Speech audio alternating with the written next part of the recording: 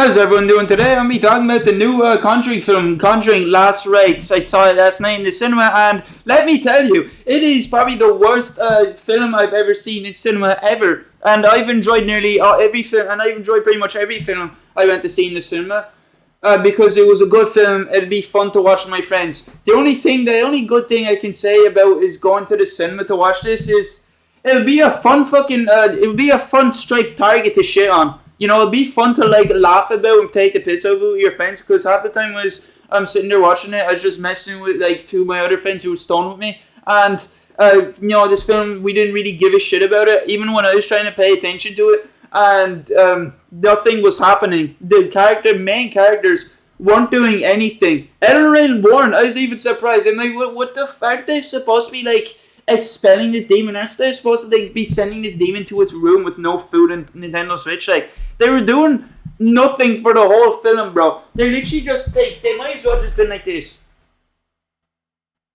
No, I'm doing absolutely fucking nothing. Just being existing. They're doing the main basic trait that every human does.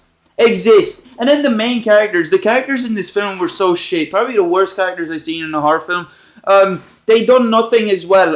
Granted, I didn't really try to pay attention to the story again because I couldn't be bothered anymore. And it's just a bit shit. I will say the only good thing about this film is that there were scares, I guess. But talking back to the characters were doing nothing. I only remember. I remember the woman, the little girl in her little white dress. She was her personality is literally like, you got me a phone. I wanted it in black. What the fuck? You know, she might as well just been like that. She kind of gave me off that vibe. She'd just be like complaining, whining. That's all I remember about her personality. Pretty fucking shit, if you ask me. And then the possessed one, I only remember her as well because she got quite a bit of screen time. But she's also like the main villain, the main conduit that the demon was using in. You know, the main boat that the villain was sailing towards the seven seas. I don't remember her character at all. I don't really remember what her character even was. I just remember her being possessed by the demon. But even when she was possessed by the demon, she wasn't even really doing that much that I can remember. There was a scene where she'd be sitting at the table with Lorraine, and she'd be there like. Essentially, like when you pretend to whisper something, and your friends are like, you know, it literally just sounded like that. I remember her like Lorraine just confronting her about it, and then there's another scene where she's like possessed and she like goes up into an attic. This is towards the end of the film.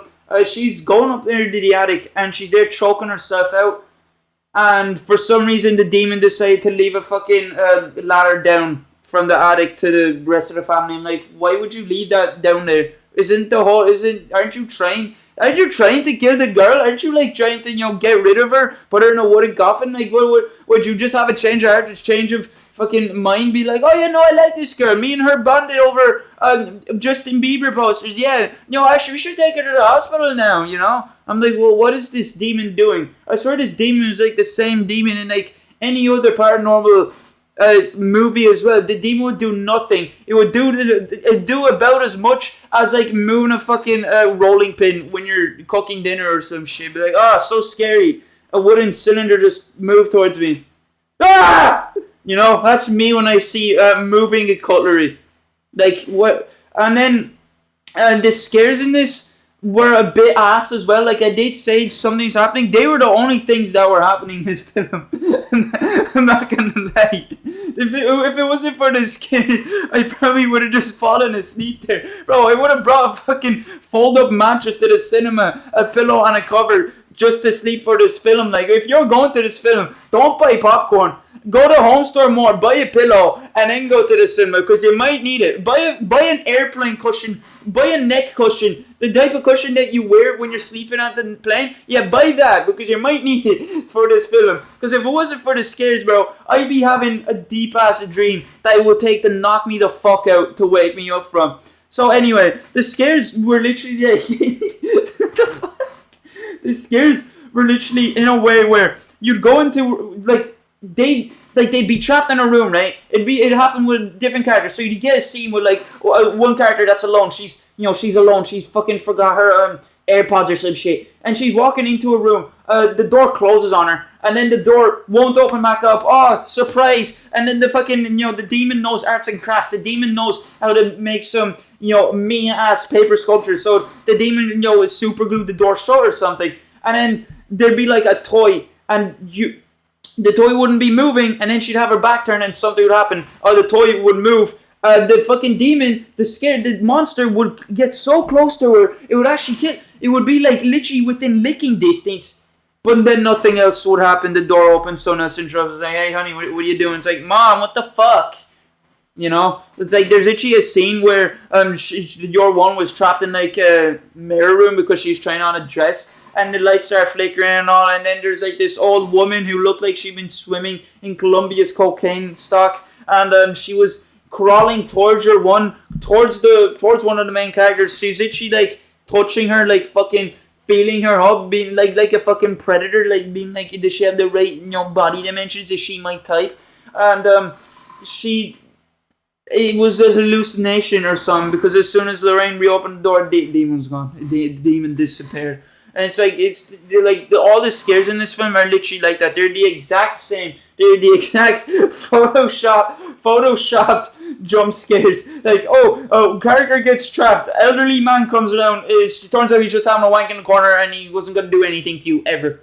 Literally. I remember there's this other fucking skittish jump scare. Was probably the goofiest one to me. It was so funny. It wasn't funny. It's just like weird. The Annabelle's in this film. I haven't seen any of the other Conjuring films, so I don't know how much of a preface that Annabelle plays. I'm not sure if Annabelle's the center of Conjuring. Kind of seems like it.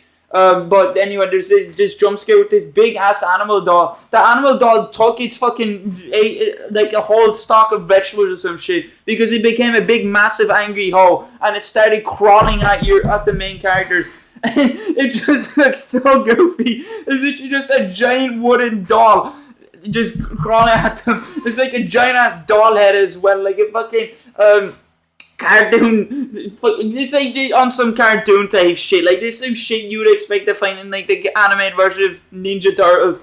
And it's just so funny because it's like you see the perspective of just a giant doll head just smiling at you, like just crawling at at force. And like obviously I'd be scared, like, but after seeing that like 50 times, that kind of jump scare where they're gonna fucking run at you, but no, it's a fake out, it's a cop out. They actually tripped on their open shoelaces. It wasn't really funny. It was more goofy. And then there's the final fucking there's the demon. The main demon itself is a little bitch, is a little pussy like any other demon in a fucking movie. I already mentioned this, but he does nothing. He's literally, guess what his main vessel for this film was, apart from the girl? It was a mirror. That's why all the bad shit was happening. That's why every character was getting their own hallucination, because of a mirror. This mirror is so evil. They tried to throw it in the fucking garbage truck. It was getting crushed up like a tin can and it respawned back in the house. And this mirror was like doing a load of emotes. This mirror was a top fucking customer of the Fortnite emote shop, because it would do, like, there's like this scene where it was lying down horizontally and it was on top of this guy's legs, which is the main character's boyfriend. And it was like gnawing his fucking leg base. He's like stripping a piece of his egg away like butter. Literally like those solid blocks of butter you chop to one side to get like a bit off. He's literally doing that to his skin. And then it done some fucking aerobatic circus flip onto his neck and they're choking him. Is they're fucking killing him. Somehow he survived. I swear the thing was on top of him for so long. I don't know how raw airwaves just didn't disappear. And then there's like when there's a part where Ed is saying this fucking passage there is like, "May the mother of Christ have holy water on you, may he send you back to the 7 pits of hell," or whatever the shit. And while he's doing this, the mayor is doing some goofy ass shit. It's just like like spinning, like you used to try and do to get dizzy because it was fun. It was literally just doing a fucking emulation of a helicopter, bro. It literally turned like the villain's final move, the villain's final Kamehameha come attack was, it would literally just turn into a helicopter. It would spin around. I mean, the most I could say about that is if anyone was dumb enough to go in there spinning mirror, they'll get shredded. Yeah? At least there's something like that. And that's it. The Ed does his fucking magical fuck off, please leave me alone, I'll get a restraining order spell on him.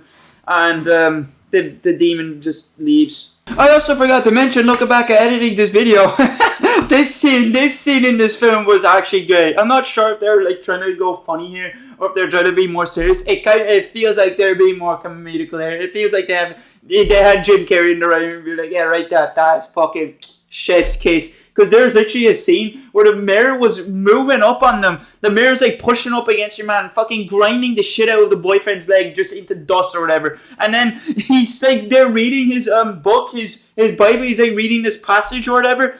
And the demon goes in the mirror. He's like a reflection of Ed. It's a demonic reflection of Ed in the mirror. And literally just says to Ed, "Shut your mouth." And like that was so fucking funny. It's like the demon literally just told him, "Bro, we're in Yapsville, okay? Shut the fuck up." The demon literally handed him a fucking Uno card. It just says, whoever has this has to tape their mouth shut. Like literally.